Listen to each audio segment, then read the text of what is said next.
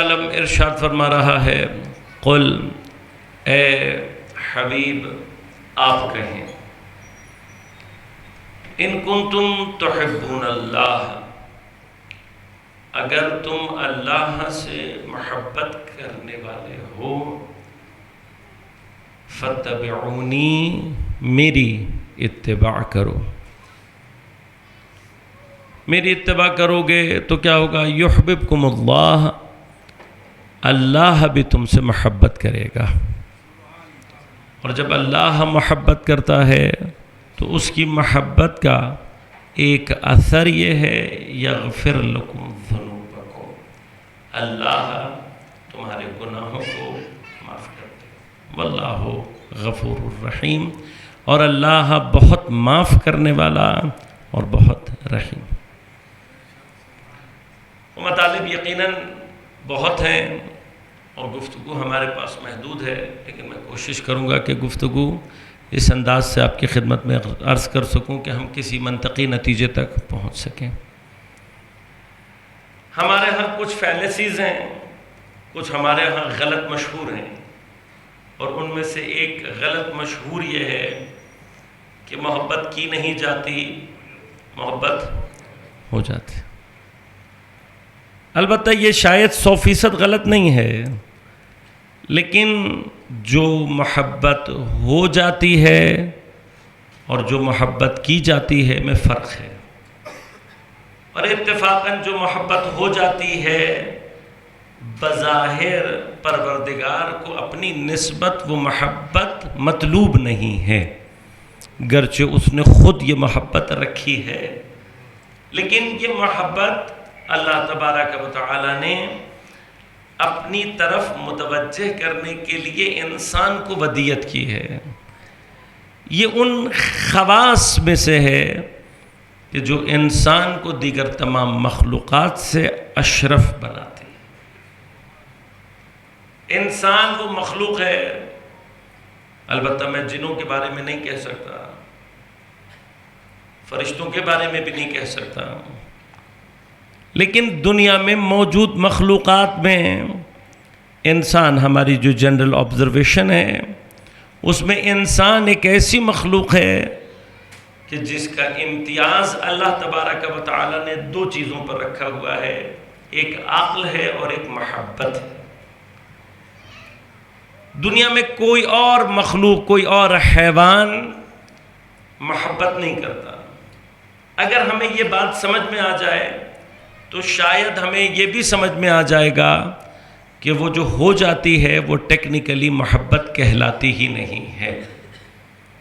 وہ جو ہو جانے والی ہے وہ بنیادی طور پر انسان کو جو اللہ نے قوہ حیوانیہ دیے ہیں، حیات مادی مٹیریل لائف کو باقی رکھنے اور اس کو سسٹین رکھنے اور اس کو کنٹینیوس رکھنے کے لیے جو انسٹنکٹس اللہ تبارک و تعالی نے دی ہیں، کبھی کبھار ہم ان انسٹنکٹس کو محبت سے مکس کر جاتے ہیں اور ہم یہ سمجھنے لگتے ہیں کہ شاید یہ جو انسٹنکٹ ہیں ہمارے اندر، یہ جو غریزیں ہیں ہمارے اندر، یہ جو جبلتیں ہیں ہمارے اندر، یہی ہماری محبت ہے، جبکہ وہ محبت نہیں ہے. لہٰذا ایک بہت بڑا اشتباہ ہے کہ جب ہم بعض اوقات بعض حیوانات کی نسبت یہ جملہ استعمال کرتے ہیں کہ مثلا فلاں حیوان کو اپنے مالک سے محبت تھی. یقیناً وہاں احساسات کا ایک تعلق ہے، اور وہ احساسات جب آپ یہ لفظ استعمال کرتے ہیں تو ہمیشہ اس کے معنی میں دقت کرنے کی کوشش کیا کریں. احساسات کا تعلق حس سے ہے اور حس کا تعلق مادے سے ہے. اصل میں جو حس کا تعلق ہے وہ مادے سے ہے، گرچہ مادہ خود عاریہ سے حس ہوتا ہے، مادے کو محسوس نہیں ہوتا. مادے کا تعلق حس سے نہیں ہے. مثلا یہ ممبر ہے، کوئی کتنی زور سے آ کر اس کو لات مار دے، ممبر کو تکلیف نہیں ہوگی، جو لات مارے گا اس کو تکلیف. سوال یہ ہے کہ کیا یہ تکلیف بھی اس کی لات کو ہوتی ہے، اس کی پاؤں میں ہوتی ہے؟ ٹیکنیکلی اگر بات کی جائے تو مادہ چونکہ عارض حس ہے تو یہ تکلیف اس کے پاؤں کو بھی نہیں ہوتی، کیونکہ تکلیف کا جو تعلق ہے، حس کا جو اصل سورس ہے جو اس کو ڈیٹیکٹ کرتا ہے، وہ مٹیریل نہیں ہے، وہ بیسیکلی روح ہے انسان کی، وہ نان مٹیریل وجود جو اللہ نے ہمارے اندر رکھا ہے، اس کا کام ہے کہ وہ بنیادی طور پر بس یہ ہمارا نفس ہے، یہ ہماری روح ہے جو کہ درد کا احساس اپنے اندر پیدا کرتی ہے۔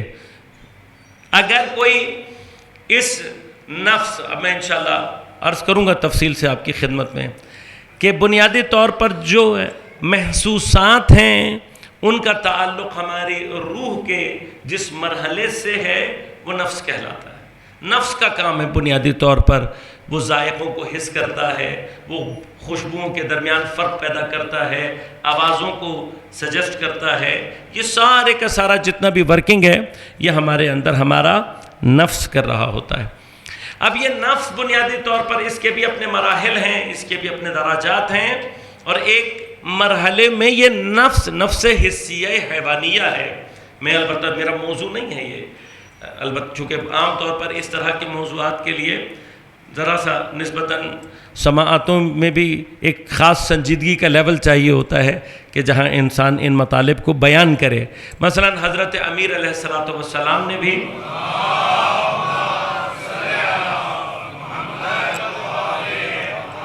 یا ائمہ اطہار علیہ السلام نے بالعموم اس طرح کے مطالب ہر ایک کو بیان نہیں کیے ہیں، بلکہ فرمایا کہ کلم الناس بقدر عقولہم، لوگوں سے ان کی عقل کے مطابق، عقل کی قدر کے مطابق گفتگو کی جائے۔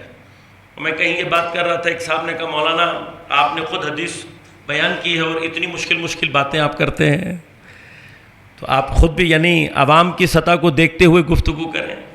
تو میں نے ان کو جواب یہ دیا کہ امام نے اسی لیے قدر کا لفظ استعمال کیا ہے، عقول کی قدر کے اعتبار سے گفتگو کریں۔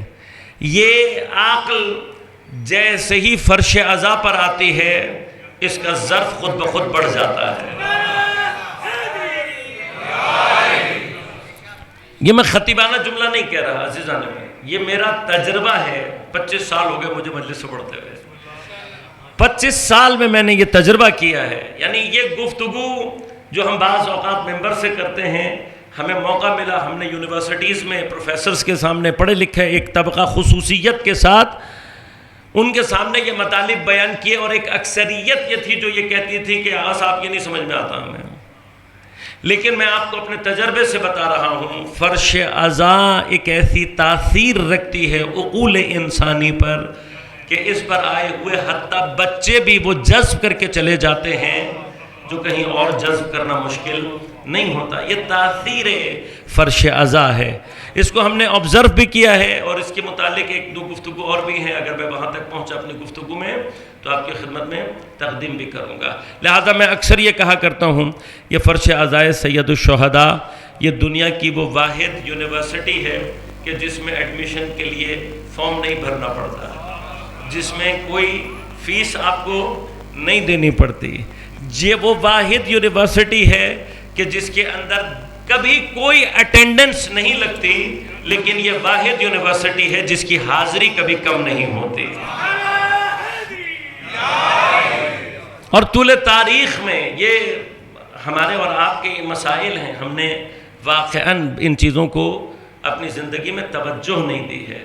میرا بچپن جن علماء کو سنتے ہوئے گزرا ہے، تو میں اپنے دور کی یہ بات کر رہا ہوں، اور بعض بزرگان انشاءاللہ جو مجھ سے زیادہ سینئر یا میرے ہم عمر ہوں گے وہ میری اس بات کی گواہی دیں گے۔ ہم نے ایک دور میں یہ جملے سنے ہیں اپنے اسکول فیلوز سے، کالجز میں، یونیورسٹیز میں، کہ ہمیں یہ کہا جاتا تھا کہ شیعوں کا بچہ بچہ عالم ہوتا ہے۔ یہ جملے میں نے سنے ہیں اور یقیناً آپ میں سے بھی بعض نے سنو، لیکن متاسفانہ ہم ہی نے ایک زمانہ وہ دیکھا کہ جب ہمیں یہ تانا دیا جاتا تھا کہ تمہارے ممبروں سے اب کیا بیان ہوتا ہے، ممبر نے تنزل پیدا کیا ہے، اور یہ جائے تأسف ہے، یعنی یہ ہماری اور آپ کی ذمہ داری ہے کہ ہم عزاداری کا تحفظ اس عنوان سے بھی کریں کہ ہمارے ممبر کا جو علمی سٹینڈرڈ ہے وہ ترقی کرنا چاہیے، ہمارے ممبر کے سٹینڈرڈ میں ڈیٹیوریشن نہیں ہونی چاہیے، تنزلی پیدا نہیں ہونی چاہیے.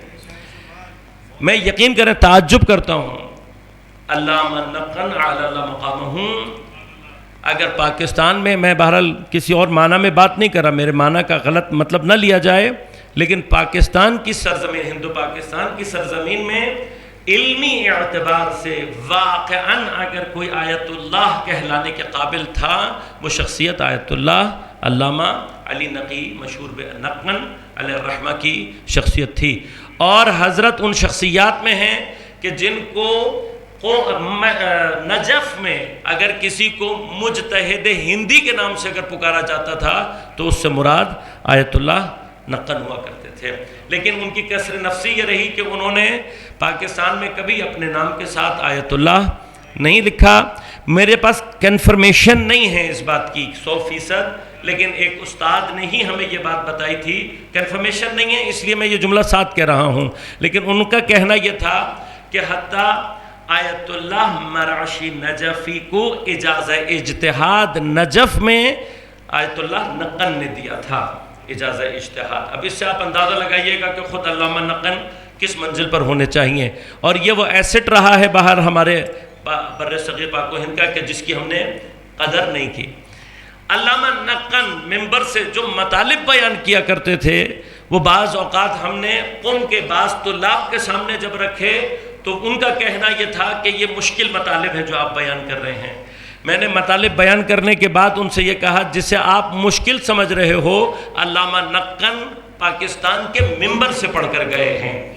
علامہ نقن کا ممبر سے پڑھنا اس زمانے میں یہ بتا رہا تھا کہ اس زمانے کی سماعتوں کا سٹینڈرڈ یہ تھا کہ علامہ نقن یہ مطالب بیان کر سکیں. اگر آج ہم وہ مطالب بیان نہ کر سکیں تو یہ جائے اور مقام افسوس ہے.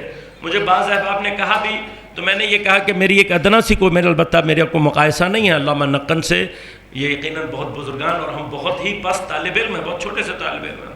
لیکن کوشش یہ ہوتی ہے کہ تھوڑا سا ہم اپنے عوام کی سماعت کے لیول کو ذرا سا بہتر بنانے کی کوشش کریں، اور آگے ہم جس دور میں وارد ہونے والے ہیں وہ دور ہی اصل میں جو علمی ابحاث کا دور ہے، اب ہم اس میں داخل ہوں گے. اب یہ ہم ورود پیدا کر رہے ہیں اس طرف کے جہاں، بلکہ یہ ایک بحث بھی ہے، کبھی موقع رہا تو میں تفصیل سے بھی اس پر مطالب آپ کی خدمت میں عرض کروں گا کہ یہ اپنی جگہ ایک سوال ہے کہ قرآن کریم پیغمبر اکرم صلی اللہ علیہ وآلہ وسلم کا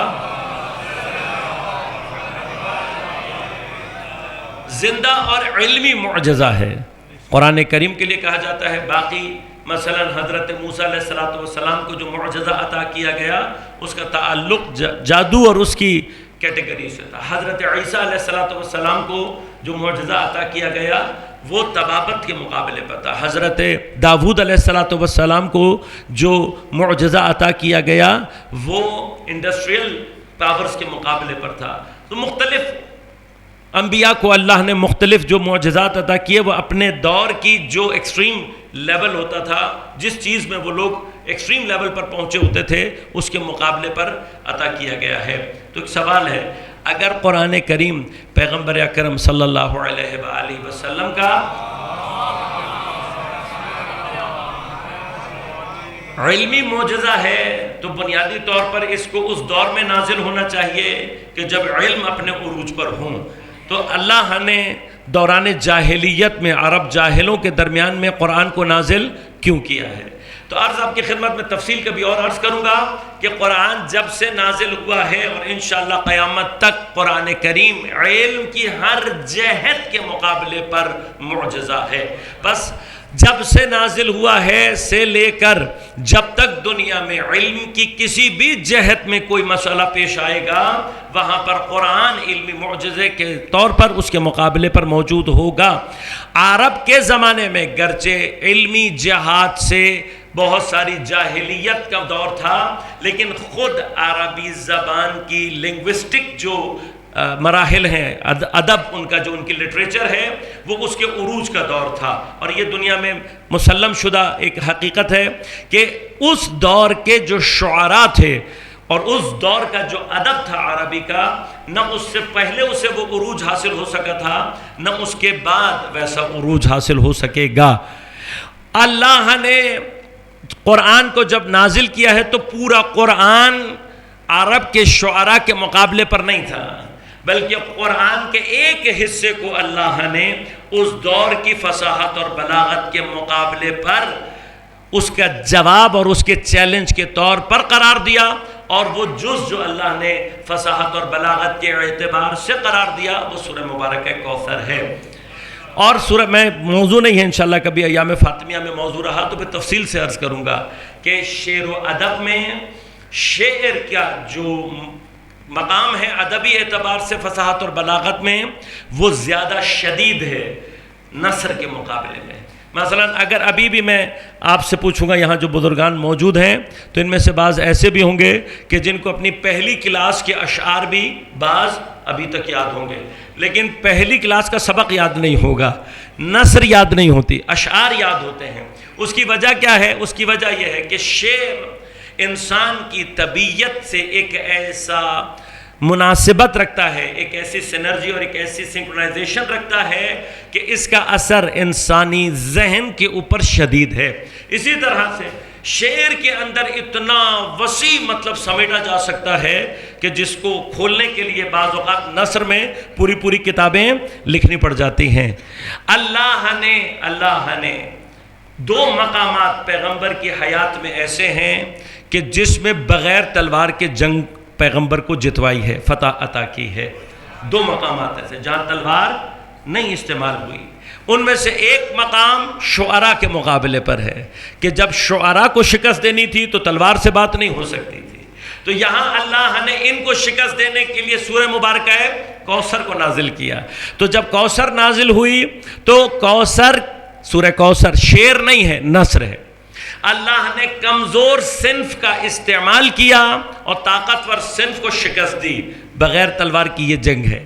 اللہ نے سورہ کوثر 3 آیات، مختصر سی سورہ، 9 یا 11 الفاظ ہیں، 3 جملے ہیں، ایسی ترکیب کے ساتھ نازل کیے کہ وہ شعراء جو یہ چیلنج کرتے تھے کہ کوئی ہمارے کلام سے بہتر کلام لے آئے، ہم اپنے ہاتھ سے اپنا کلام اتار کر لے جائیں گے۔ سورہ کوثر کو جب لٹکایا گیا تو وہی شعراء اشعار پڑھتے جاتے تھے اور کھڑے رہتے تھے، پڑھتے جاتے تھے، اور پھر ایک وقت آتا تھا کہ خود اپنے ہاتھ سے اپنے اشعار اتارتے تھے، اور جب آخر میں سارے اشعار اتر گئے تو جاتے جاتے سارے مل کر سورہ مبارکہ کوثر کے نیچے ایک جملہ لکھ کر چلے گئے، اور وہ جملہ یہ تھا، ما ھذا کلام البشر، یہ بشر کا کلام ہو ہی نہیں سکتا۔ یہ شکست کا اعتراف تھا۔ درود پڑھیے گا ایک مرتبہ محمد وآل محمد۔ اللہم صلی اللہ علیہ وسلم۔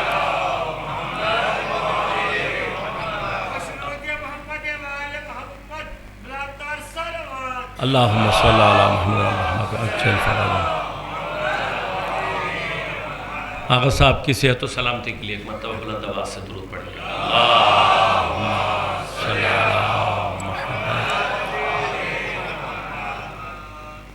سورہ کوثر کو اللہ نے نازل کیا، انہوں نے خود اعتراف کیا، بغیر تلوار کی جنگ ہے، ہارنے والوں نے صنف نازک کے مقابلے پر شکست کا اعتراف خود کیا۔ کیا کہا؟ ما ھذا کلام البشر۔ دوسری جنگ جو اللہ نے پیغمبر کو بغیر تلوار کے فتح جس میں نصیب کی ہے، اتفاقاً اس جنگ میں بھی یہ واحد ہے جس میں صنف نازک میدان میں اتری ہے۔ تقریباً کسی اور جنگ میں کسی مقصد کے تحت نہیں، میں نہیں کہتا کہ جنگوں میں خواتین نہیں گئی ہوں گی، گئی تھی، لیکن ان کا مقصد جنگ میں اترنا نہیں تھا۔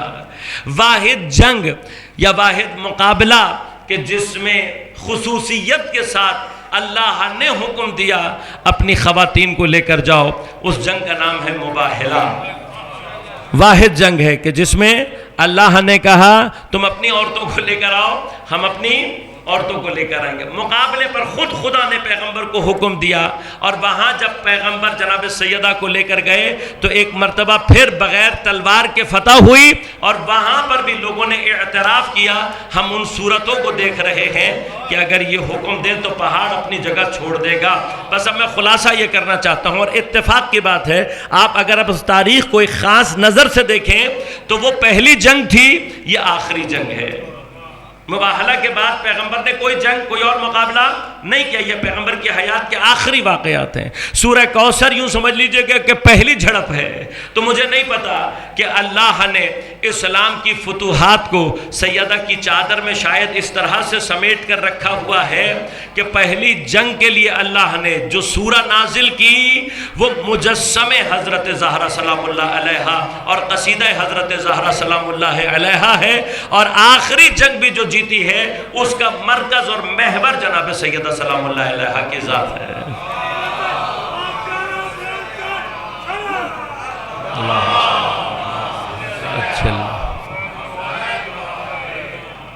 لہذا عزیزان من، یہ فرش ازاں ہے کہ جو عقول کو ترقی عطا کرتی ہے۔ لہٰذا ہم یہ مطالب جو سنگین ہیں انشاءاللہ، لیکن کبھی فرصت رہا اور موضوع انسان شناسی رہا تو پھر تفصیل سے عرض کروں گا کہ حضرت امیر علیہ السلام نے جب جناب کمیل جیسا صحابی دیکھا ہے اور جناب کمیل نے جب سوال کیا ہے تو امام نے نفس کی بعض اقسام کو بیان کیا ہے۔ ان میں سے ایک قسم ہے جس کو امام نے نفس حسیہ انسانی حیوانیہ کے عنوان سے بیان کیا ہے، یعنی کیا حیوان کا حس، حیوانیت تک رہنے والا جو نفس ہے وہ حسی ہے، سینس کے ذریعے، سینسری جس کو کہا جاتا ہے۔ سینس تک کا جو تعلق ہے اس کا تعلق ہے مادے سے، مٹیریل سے، گرچہ خود مٹیریل حس نہیں کرتا، مٹیریل کا اپنا تعلق حس سے نہیں ہے، لیکن نفس مٹیریل کے ذریعے سے ہی حس کو ایجاد کرتا ہے۔ مثلا ذائقہ پھل کے اندر ہوتا ہے، خود مادہ ذائقے کو نہیں چکھ سکتا، لیکن اس حس کو درک کرنے کے لیے اللہ تبارک و تعالی نے نفس کو خلق کیا ہے کہ نفس کا کام یہ ہے کہ وہ اس چیز کو حس کرتا ہے۔ مادہ کبھی بھی خوشبو سونگھ نہیں سکتا، یہ خوشبو کو سونگھنا یہ نفس کا کام ہے۔ اب نفس حس کے ذریعے سے جب چیزوں کو اپنے لیے پسند یا ناپسند کرتا ہے، یہاں سے وہ چیز ایجاد ہوتی ہے کہ جس کو ہم کبھی کبھار محبت سمجھنے لگتے ہیں۔ اب یہ محبت ہوتی ہے یا نہیں، ٹیکنیکلی اس پر ہم انشاءاللہ گفتگو کریں گے، کیونکہ حب دنیا کو سمجھنے کے لیے مرحلہ ہمیں یہ طے کرنا ہے کہ ہم پہلے یہ سمجھیں کہ محبت ہوتی کیا ہے۔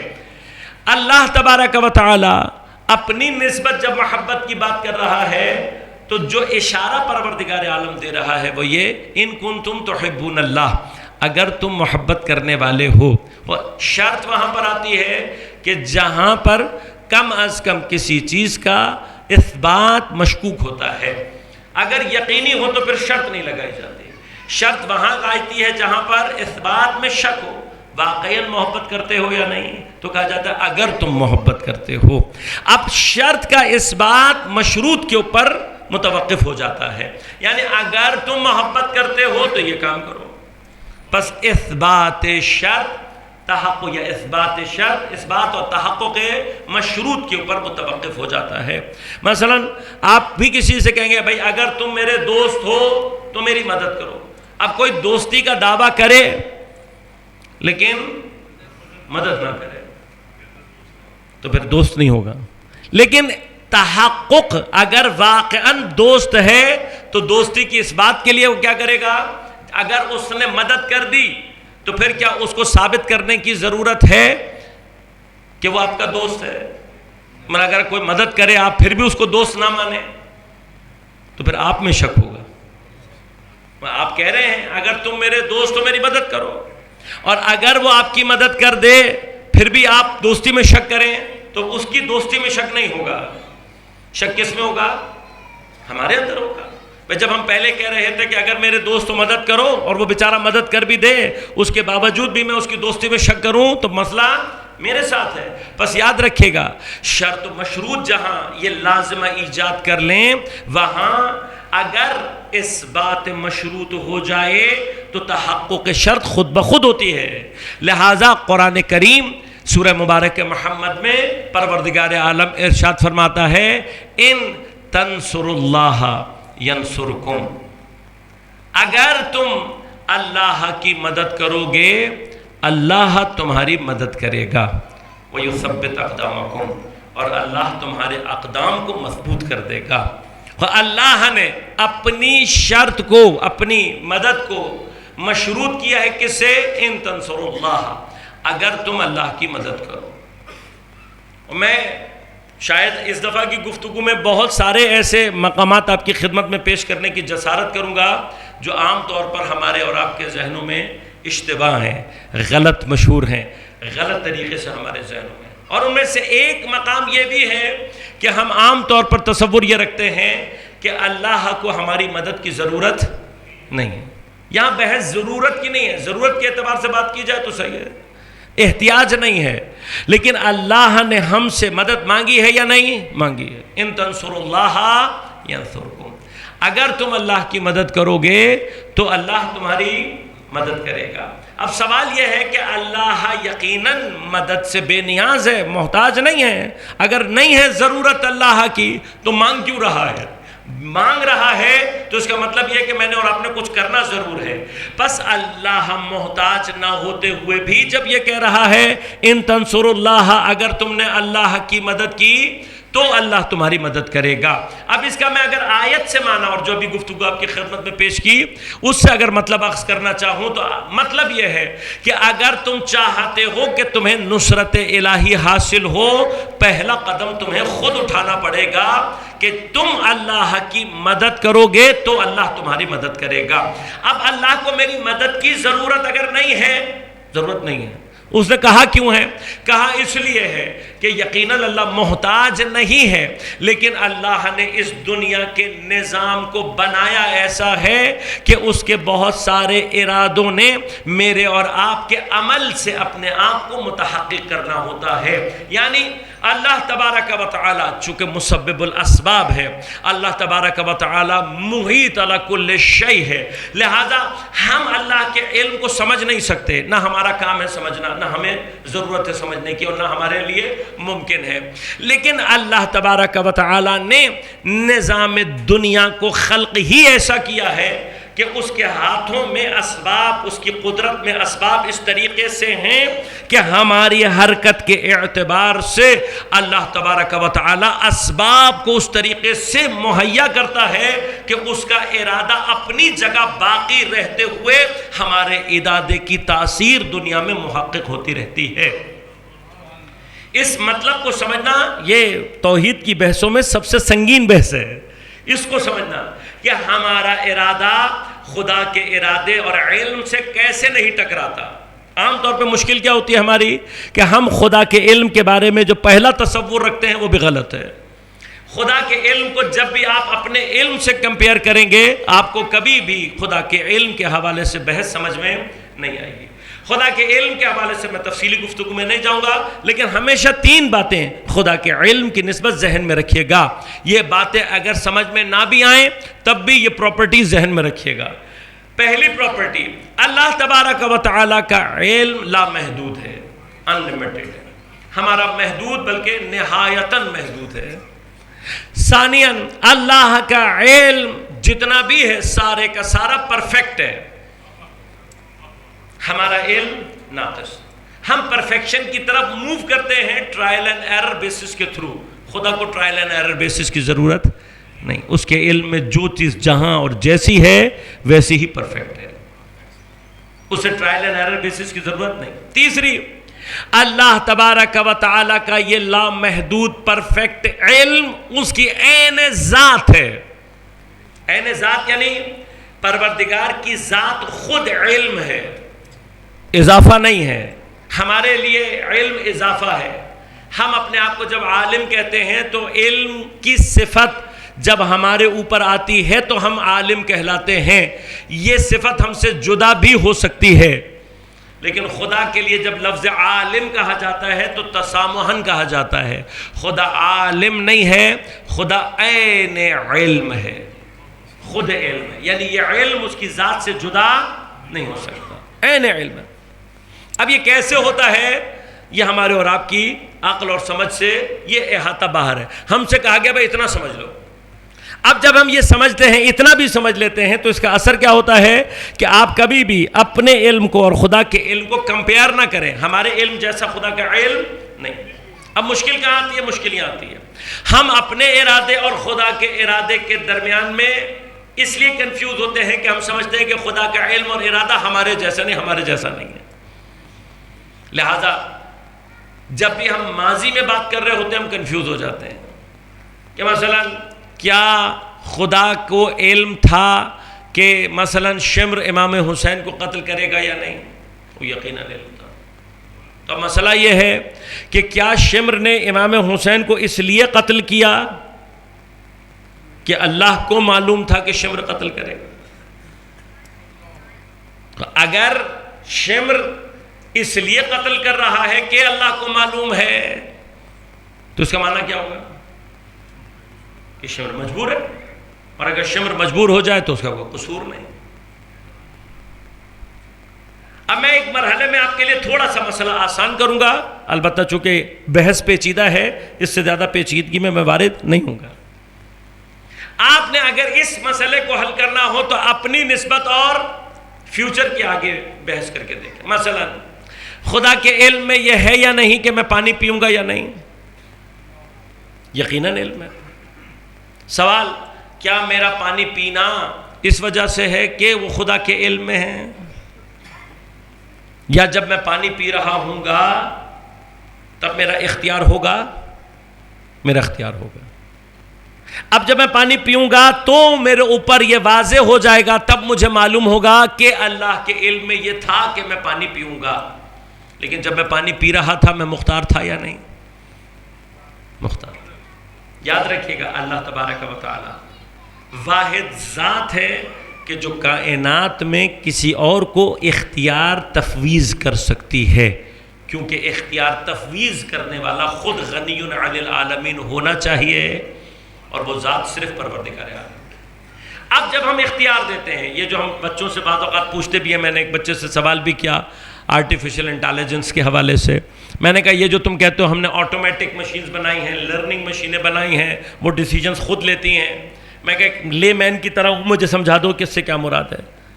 کہا کہ مولانا صاحب مثلا ہم نے ایک مشین بنا دی ہے اور اس مشین کو پتہ ہے اب وہ خود کام کرے گی، وہ ڈیٹیکٹ کرے گی جہاں پر بھی جمپ آئے گا سپیڈ سلو کرے گی اور خود ہی اس کے اوپر سے آرام سے گزر جائے گی.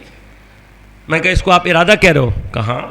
اس نے دیکھا، ڈیٹیکٹ کیا، روکا اور اپنے آپ کو اس پہ سے گزار دیا. میں کہا نہیں بیٹے، ٹیکنیکلی ارادہ اس کو نہیں کہتے. تو کہا مولانا صاحب آپ بتا دیں. میں کہا ارادہ اس کو کہتے ہیں کہ آپ نے مشین کو یہ بتا دیا ہے کہ یہ سپیڈ بریکر ہے، یہ بھی آپ نے بتا دیا کہ اگر اس کے اوپر تیزی سے گزرو گے تو ایکسیڈنٹ ہو جائے گا، یہ بھی بتا دیا کہ تم نے آہستہ سے گزرنا ہے. لیکن کسی دن گاڑی کا دل چاہے،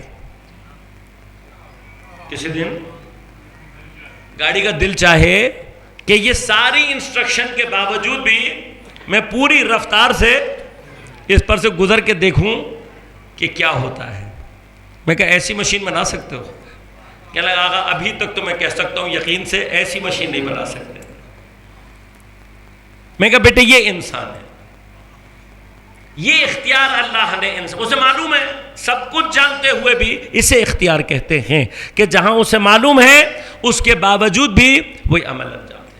اب اس جہاں پر ہمارے ارادے اور خدا کے ارادے میں ٹکراؤ کیوں نہیں ہوتا؟ اس لیے کہ ہمارا جو ورژن آف اختیار ہے وہ بہت ہی لمیٹڈ ہے. آقا پناہیان نے بڑی خوبصورت گفتگو کی، فرماتے ہیں کہ جب امام جعفر صادق علیہ السلام سے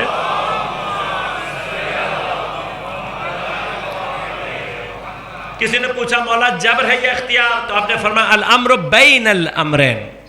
آپ کے ذہن میں یقیناً وہ مثال بھی ہوگی کہ جہاں کسی نے جناب امیر سے پوچھا کہ مولا میں آزاد ہوں یا مجبور، مختار ہوں یا مجبور، تو حضرت نے کہا ایک پاؤں اٹھا، اس نے ایک پاؤں اٹھا لیا، آپ نے کہا دوسرا اٹھا، تو دوسرا نہیں اٹھا سکا. امام نے کہا بھائی اتنا ہی ارادہ اور اختیار. اب یہاں پر دونوں حدیثیں اور دونوں واقعات اور حدیث سننے کے بعد ہم بعض اوقات کنفیوز کہاں ہو جاتے ہیں، ہم سمجھتے ہیں کہ ہم 50% مختار ہیں اور 50% مجبور. آئے پناہیان فرماتے ہیں کہ نہیں ایسا نہیں ہے، ایسا نہیں ہے. ہم ارادے کی دنیا میں بہت ضعیف سا، بین ہمیشہ مڈل میں نہیں ہوتا، درمیان ایگزیکٹلی نصف نہیں ہوتا. بین دو چیزوں کے درمیان، اگر 100 سے 99 ہے تو 2 سے لے کے 98 تک جتنا بھی ہے یہ بین کہلائے گا عربی میں. تو ہم کہاں پر ہیں؟ کہاں ہم بہت ہی مائنیوٹ سا ارادہ رکھتے ہیں، یہ مائنیوٹ سا.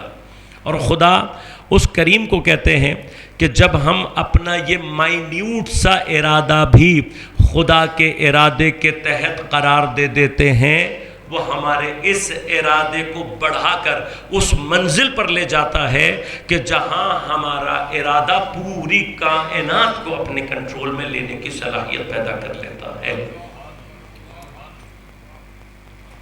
یہ اگر ہم اپنا ارادہ، میں نے ایک اور جگہ پر بھی بحث کی تھی کہ بچے اکثر یہ کہتے ہیں مولانا دین کا کیا فائدہ ہے، سائنس تو ہمیں یہ فائدہ دے رہی ہے، ہیومن سائنسز سے یہ فائدہ ہو رہا ہے، انفارمیشن ٹیکنالوجی سے یہ فائدہ ہو رہا ہے، دین کا کیا فائدہ ہے؟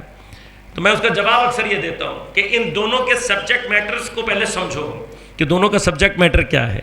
سائنس کا، مٹیریل سائنس کا جو سبجیکٹ میٹر ہے وہ خود میٹر ہے، مادہ ہے، اور جتنی سائنس ترقی کرتی ہے اتنا مٹیریل ترقی کرتا ہے۔ تو جب مٹیریل ترقی کرتا ہے ہم اس ترقی سے استفادہ تو کرتے ہیں لیکن ہمارے اندر ترقی پیدا نہیں ہوتی۔ لہذا یہ ڈفرنس ہے، اس کو سمجھنے کی ضرورت ہے کہ آپ نے ترقی کی، آپ کی آنکھ نہیں دیکھ سکتی تھی ایک چیز، آپ نے ٹیلیسکوپ بنائی، اب وہ دور تک دیکھ سکتی ہے۔ اس سے مزید دور دیکھنے کے لیے آپ کو اس سے زیادہ ایڈوانس ٹیلیسکوپ بنانی پڑے گی۔ تو ایڈوانس کون ہو رہا ہے؟ ٹیلیسکوپ۔ آپ تو وہیں کھڑے ہیں، آپ کو آواز سنائی نہیں دے رہی تھی، آپ نے چیزیں، آلات ڈیٹیکٹ کیے، الٹرا ساؤنڈ تک پہنچ گئے۔ اب اس سے بھی اگر مزید کسی لیول پہ جانا ہے تو آپ کیا ڈیولپ کریں گے؟ ٹول ڈیولپ کریں گے۔ کون ایڈوانس ہوگا؟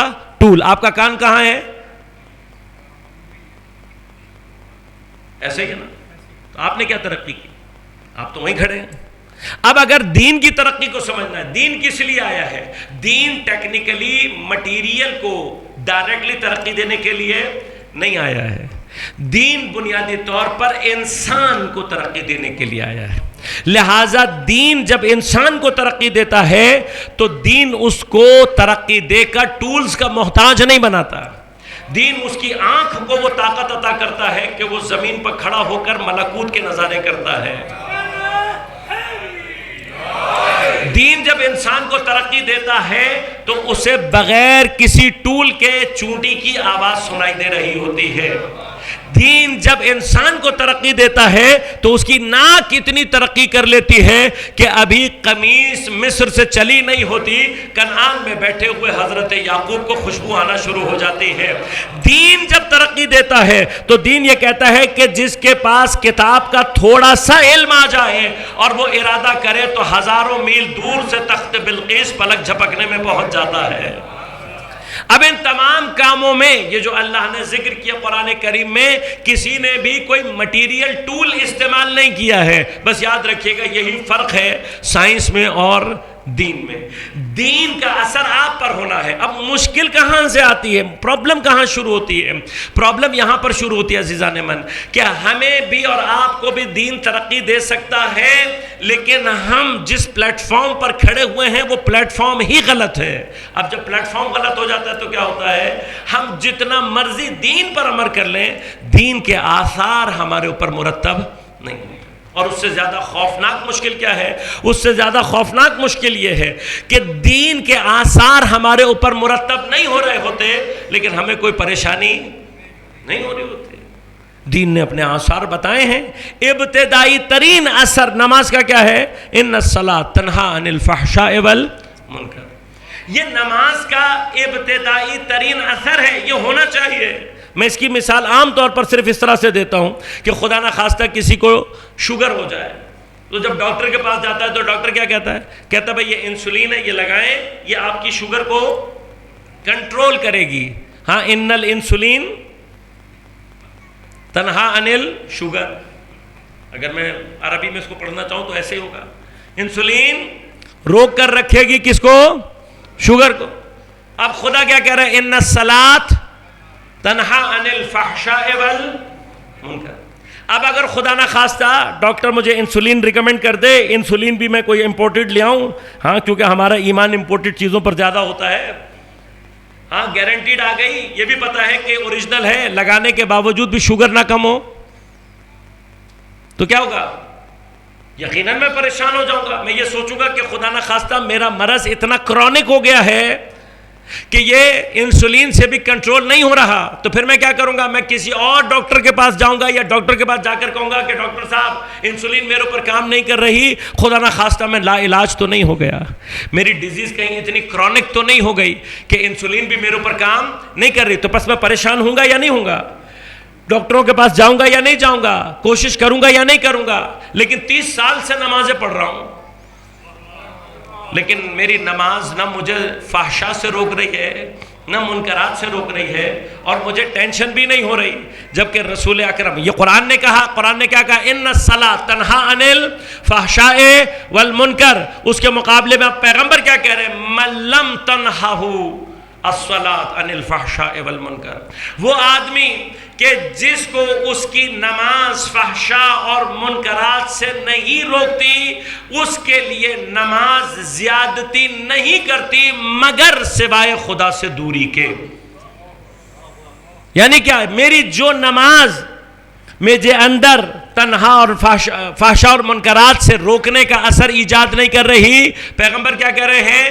یہ اس کے اندر جو چیز بڑھائے گی وہ صرف یہ ہوگی کہ وہ اسے مزید خدا سے دور کرتے چلی جائے گی۔ تو یہ ایک اینڈ نہیں ہے۔ اگر میری نماز اثر نہیں دکھا رہی تو یہ نہ سمجھے کہ نماز اثر نہیں دکھا رہی، جو نماز اثر نہیں دکھا رہی اس کا نیگیٹو اثر کیا ہے؟ ہاں، نیگیٹو مارکنگ ہے۔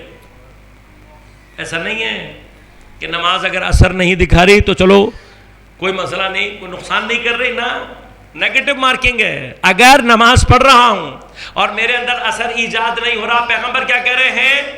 اتنا ہی مجھے خدا سے دور کر رہی ہے۔ تو اس کا مطلب کیا ہوا؟ میں نماز پڑھ کر بھی خدا سے، نماز مجھے دور کر رہی ہے خدا سے۔ تو اگر ہمیں یہ مطلب سمجھ میں آئے گا تب ہمیں پتہ لگے گا کہ کربلا میں نماز پڑھنے والے امام حسین کے قاتل کیسے بنتے ہیں۔ کون ہے یہ؟ نماز نہیں پڑھ رہے، آوازیں گونج رہی ہیں حسین کو جلدی قتل کرو، معاملات کو جلدی ختم کرو تاکہ نماز جمعہ پر گزار ہو سکے۔ کیا منزل ہے یہ؟ کہ جہاں نماز بھی پڑھ رہے ہیں اور امام حسین کو قتل بھی کر رہے ہیں۔ یہ کیسے ہوتا ہے؟ جب نماز تاثیر نہیں دکھا رہی۔ اور نماز کہاں تاثیر دکھائے گی؟ نماز اس قلب میں تاثیر دکھاتی ہے جو قلب حب دنیا سے خالی ہو جائے۔ جب تک قلب کے اندر حب دنیا ہے اس وقت تک جتنی بھی عبادات ہیں ان کا نتیجہ کیا نکلتا ہے کہ عبادت بجائے پازیٹیو اثر دکھانے کے وہی عبادت خدا سے دوری کا باعث بنتی ہے۔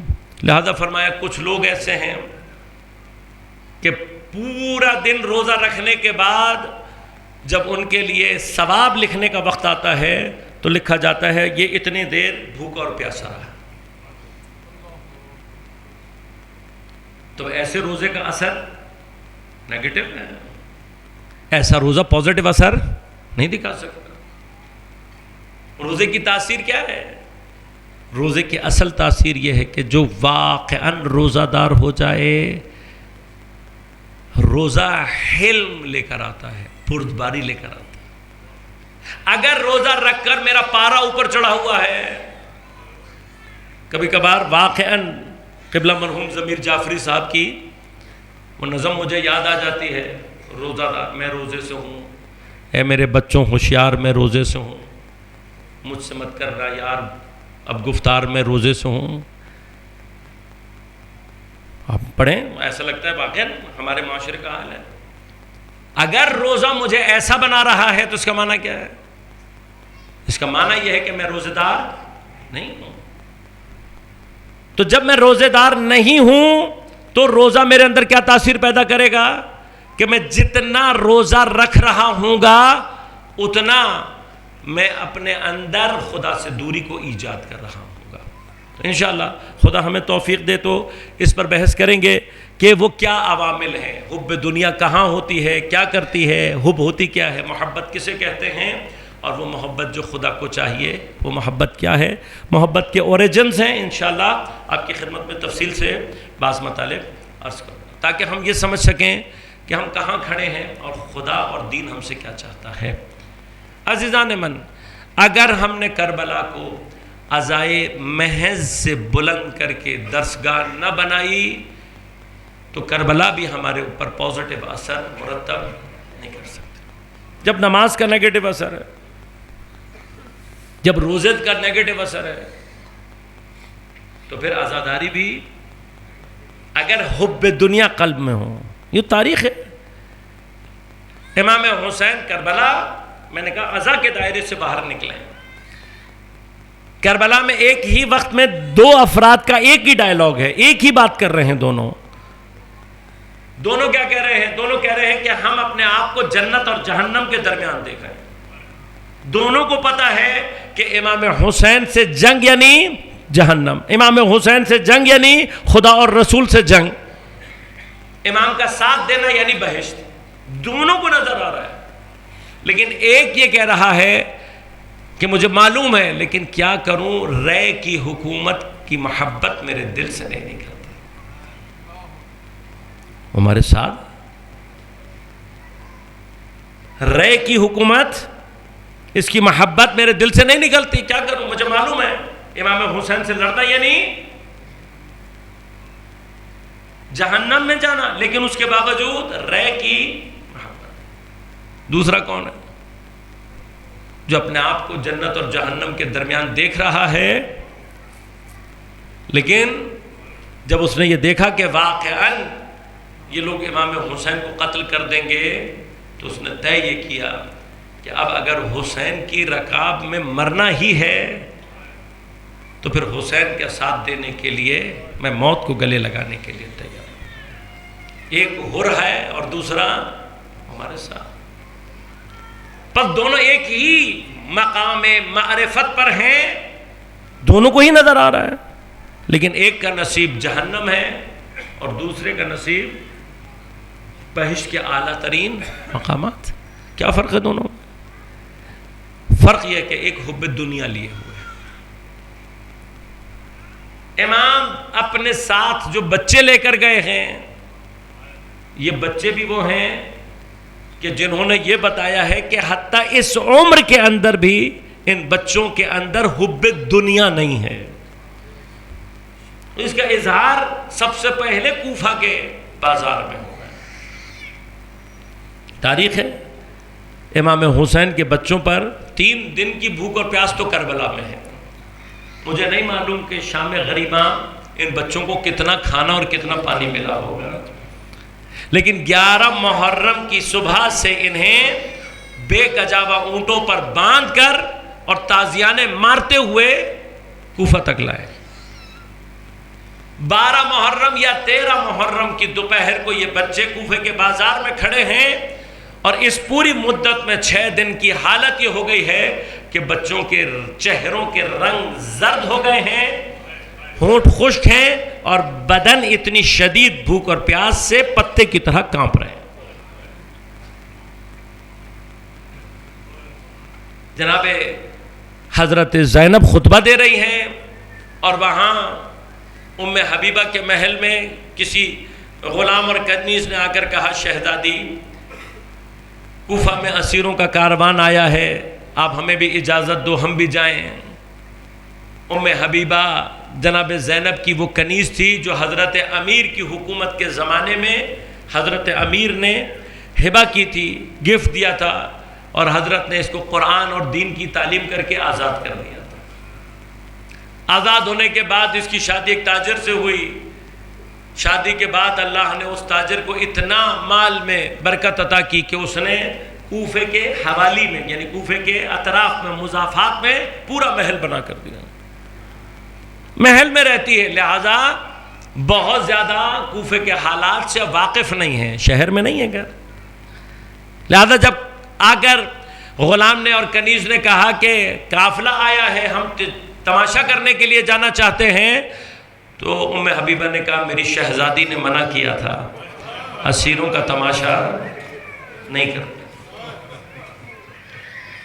تو کنیز نے کہا بی بی اس قافلے میں کچھ بیویاں بھی ہیں جن کے پاس چادریں نہیں ہیں، لیکن بڑی مجلل، بڑی باعظمت خاتون، کسی شریف خاندان کی خواتین لگتی ہیں۔ غلام نے بھی آگے بڑھ کر کہا بی بی بچے بھی ہیں چھوٹے چھوٹے، چہرے سے نجیب زادے لگتے ہیں، لیکن بھوک اور پیاس سے بدن کانپ رہے ہیں ان کے، کئی دن سے کھانا نہیں ملا ان کو۔ جب یہ سنانا تو پھر کہا ہم تماشا کرنے نہیں جائیں گے، ہم ان کو کھانا اور پانی کے لیے دینے جائیں گے، ہم ان خواتین کو چادریں دینے، تماشے کے لیے نہیں جائیں گے۔ لہذا حکم دیا، پانی جمع کیا گیا، کھجور جمع کی گئیں، چادریں اٹھائی گئیں، اور اپنے غلاموں اور کنیزوں کے جھرمٹ میں ام حبیبہ بازار میں وارد ہوئی۔ شہزادی ہے، لوگوں نے جگہ دی، جیسے ہی کاروان پر وارد ہوئی پہلی نگاہ بچوں پر پڑی۔ پیاری پیاری صورتیں ہیں، واقعاً نجیب خاندان کے بچے دکھائی دیتے ہیں، اور جیسا بتایا تھا رنگ زرد ہیں، ہونٹ خشک ہوئے ہوئے ہیں، بدن کانپ رہے ہیں، ننھے ننھے چہروں پر تماچوں کے نشان ہیں، ہاتھ بندھے ہوئے ہیں، بوسیدہ حالت ہے۔ تڑپ گئی ایک مرتبہ، بچوں میں جلدی جلدی پانی تقسیم کیا، پھر کھجوریں تقسیم کر کے بس اتنا کہا کہ میرے بچوں کا صدقہ ہے۔ بعض بچوں نے ابھی کھجور منہ میں رکھی تھی، صدقے کا لفظ آنا تھا، جناب زینب کی آواز وہاں سے گونجی، بچوں صدقہ ہم پر حرام ہے۔ یہ بچے ابھی سن تکلیف میں نہیں آئے ہیں، ان میں سے اکثر بچے ابھی بالغ نہیں ہوئے ہیں، کئی دن کی بھوک ہے۔ خدا جانے یہ کون سی تربیت ہے کہ جب جناب زینب نے کہا صدقہ حرام ہے، بچوں نے کھجور اپنے منہ سے باہر نکال دی ہے۔ ام حبیبہ یہ دیکھ کر تڑپ گئی ایک مرتبہ، کہا کھاتے کیوں نہیں ہو؟ کہا ہماری پھوپھی نے کہا ہے صدقہ ہم پر حرام ہے۔ ایک مرتبہ کہتی ہے ارے شہزادی نے بتایا تھا، لیکن صدقہ تو نبی کی آل پر حرام ہوا کرتا ہے۔ کب پھوپھی کون ہے تمہاری؟ بچوں نے اشارہ کیا، جناب زینب کے پاس پہنچی، جناب سر جھکا کر کھڑی ہوئی تھی جناب زینب، آ کر کہتی ہے خاتون تو نے کیوں منع کیا ہے؟ کہا تو نے سنا نہیں؟ کہا میں نے سنا، لیکن شہزادی نے بتایا تھا کہ صدقہ تو نبی کی آل پر حرام ہوتا ہے، میں جان سکتی ہوں آپ لوگ کہاں سے آئے ہو؟ کہا ہمارا تعلق مدینہ النبی سے ہے۔ بھئی یہ سننا تھا، ایک مرتبہ تڑپ گئی، مدینہ تو میری شہزادی کا شہر ہے۔ کس محلے سے تعلق ہے؟ کہا ہمارا بنی ہاشم سے تعلق ہے۔ بنی ہاشم سننا تھا، ایک مرتبہ سر پیٹنے لگی، کہنے لگی ارے بنی ہاشم تو میری شہزادی، ارے یہ تو پیغمبر کا گھرانہ، میں تو بنی ہاشم کی ساری خواتین کو جانتی ہوں۔ اتنے میں حضرت نے مخاطب ہو کر کہا یہ جس کو تو شہزادی شہزادی کر کر پکار رہی ہے کون ہے یہ؟ کہا میں بازار میں اپنی بیوی کا نام کیسے لوں؟ کہ میرے کان میں بتا دے۔ ایک مرتبہ چہرے کو نزدیک لائی، کان میں آ کر کہتی ہے میری بیوی کو زینب کبریٰ کہتے ہیں، زینب علیٰ کہتے ہیں۔ کہا پہچان لے گی اپنی بیوی کو؟ کہ میں کیسے نہیں پہچانوں گی، ارے میں نے 5 سال خدمت کی ہے بیوی کی، میں کیسے نہیں پہچانوں گی؟ بس ایک مرتبہ سر کو بلند کر کے کہا ام حبیبہ ذرا غور سے دے۔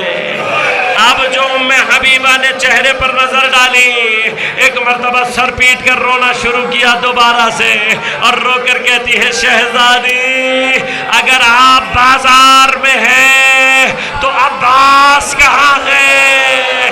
حسین کہاں ہے؟ کہ ام حبیبہ ذرا نگاہ کو تھوڑا سا اور بلند کر، تجھے نیزے پر عباس بھی دکھائی دے جائے، تجھے نیزے پر حسین کی زیارت بھی ہو جائے۔